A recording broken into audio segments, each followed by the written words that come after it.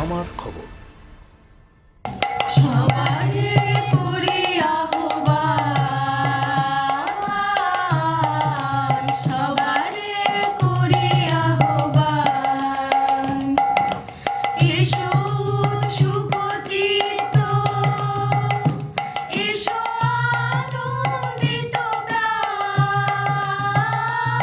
বিশ্বভারতীর কলাভবনের নন্দনে শুরু হলো এক আন্তর্জাতিক শিল্প প্রদর্শনী।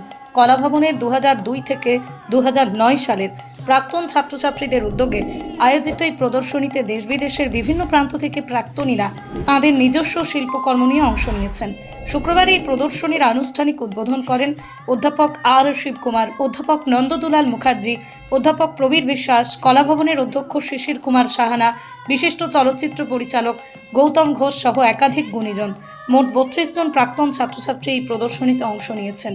তাদের তৈরি 52টি বিভিন্ন ধরনের শিল্পকর্ম স্থান পেয়েছে নন্দনের গ্যালারিতে। প্রদর্শনী চলবে আগামী 9 ফেব্রুয়ারি পর্যন্ত। প্রদর্শনী ঘুরে দেখে খুশি কলাভবনের অধ্যাপক ও বিশিষ্টজনেরা। তাদের মতে শিল্পীদের কাজে ভাবনা, নির্মাণ শৈলী, অভিব্যক্তিতে স্পষ্টভাবে ফুটে উঠেছে কলাভবনের শিল্প চেতনা। কারণ আমাদেরই ছাত্রছাত্রীরা এখন বর্তমানে কী ধরনের কাজ করছে সেটা দেখা এবং দেখানোর বর্তমান ছাত্রছাত্রীদের কাছে ভীষণই গুরুত্বপূর্ণ। তো সেই অর্থে আমি বলবো this exhibition was very important and significant. ওরা অনেকেই এসছে এবং থাইল্যান্ড থেকেও যারা আমাদের স্টুডেন্ট তখন পড়তো সেই সমস্ত স্টুডেন্টস এসছে এখানে প্রদর্শনীতে কাজ নিয়ে এসেছে। সব মিলে এই প্রদর্শনী কলাভবনের যে চরিত্র, কলাভবনের যে ধারা, কাজের ধারা, সেই কলাভবনের কাজের ধারাকে এরা প্রতিষ্ঠা করেছে এই প্রদর্শনীর মধ্যে দিয়ে।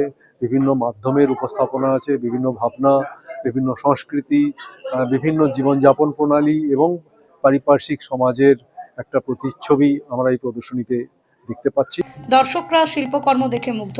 বিশিষ্ট চলচ্চিত্র পরিচালক গৌতম ঘোষ জানান, এমন প্রদর্শনী খুব গুরুত্বপূর্ণ, কারণ প্রাক্তন ছাত্রছাত্রীরা গুরু শিষ্য পরম্পরায় আজও বহন করছেন। দেখে খুব ভালো লাগছে। এটা একটা অত্যন্ত গুরুত্বপূর্ণ, কারণ অনেক স্টুডেন্টস যারা পাশ করে গেছে আবার ফিরে এসে কলাভবনে একটা পরম্পরার মতো আমরা দেখলাম। আমি এখনো ভালোভাবে দেখে উঠতে পারিনি, কিন্তু এখানে এসে আমার খুব ভালো লাগছে। এত আর্টিস্ট তারা আগে কলাভবনের সঙ্গে যুক্ত ছিলেন এবং আবার ফিরে এসছেন। টিচার এবং তার ছাত্রছাত্রীরা একটা অভূতপূর্ব অভিজ্ঞতা। প্রদর্শনীর আয়োজক প্রাক্তন ছাত্রছাত্রীরা জানান, শান্তিনিকেতনে এসে গুরু শিষ্যের যে পরম্পরা তারা পেয়েছেন, সেই শিল্প ঐতিহ্যকে ধরে রাখাই এই উদ্যোগের মূল উদ্দেশ্য। আমার নাম প্রত্যুষা মুখার্জি, আর আমি এই ব্যাচের 2002 থেকে 2009-এর একজন ছাত্রী। এটা আমাদের বহু বছর বাদে আমাদের ক্লাসমেট, তাদের একটা রিউনিয়ন এবং প্রথম এক্সিবিশন একসাথে। যেহেতু কলাভবন আমাদের শিক্ষাক্ষেত্র আর্টের, তো আমরা ঠিক করেছিলাম এখান থেকেই আমাদের যাত্রাটা শুরু করা হলে ভালো হয়। আমাদের শিক্ষকরা রয়েছেন এখানে, আর আমাদের বন্ধুরা ভারতবর্ষ মানে পৃথিবীর বিভিন্ন প্রান্তে আছে। সবাই হয়তো শারীরিকভাবে বা তাদের কাজের মধ্যে দিয়ে মানে ফিজিক্যালি উপস্থিত না থাকলেও মানসিকভাবে ভীষণভাবে জড়িয়ে আছে। আপাতত ভারতবর্ষের এবং বিদেশের যারা যারা দিতে পেরেছে, আসতে পেরেছে, তারা এখানে তাদের কাজ পাঠিয়েছে। আমাদের ছোট এই প্রয়াসটা শুধু পথ চলার শুরু বলা যেতে পারে। আর আরো মজার ব্যাপার, একটা না কথা বললেই নয়, পরম্পরাটাকে আমরা খুব ধরে রাখার চেষ্টা করেছি। কারণ আমরা যাদেরকে শিক্ষক হিসেবে পেয়েছি তারা এখানকার ছাত্র ছিলেন অনেকেই, তাদের মধ্যে অনেকে রিটায়ার করে গেছেন। আমাদের যারা বন্ধু তাদের মধ্যে অনেকেই আজকে এখানে শিক্ষকতা বা অ্যাডমিনিস্ট্রেশনের সাথেও যুক্ত আছে। কিন্তু এই জায়গাটায় এলে না সবাই বড্ড বেশি আন্তরিক এবং ভীষণ পারস্পরিক একটা আদান প্রদানের মধ্যে দিয়ে আমরা চলাফেরা করি। আসলে শিল্পের যাত্রা তো শেষ কোনো নয় যে পড়াশোনা করলাম শেষ হয়ে গেল, তা না।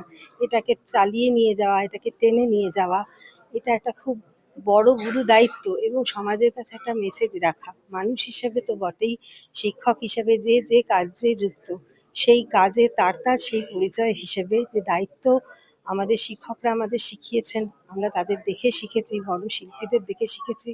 আমরা চেষ্টা করেছি সেটাকে ধরে রাখার জন্য খানিকটা। সোনার গহনায় গল্প বলে যাওয়া ভরো জুয়েলার্স, অনুপম স্পর্শের ছোঁয়া, মায়ের স্নেহ, কন্যার সাজ, প্রতিটি রত্নে ভরো জুয়েলার্স, ভরত জুয়েলার্স, গুণমানের অঙ্গীকার, শান্তিনিকেতন রোড, বোলপুর। দেখতে চোখ রাখুন আমাদের ফেসবুক ও ইউটিউব চ্যানেলে।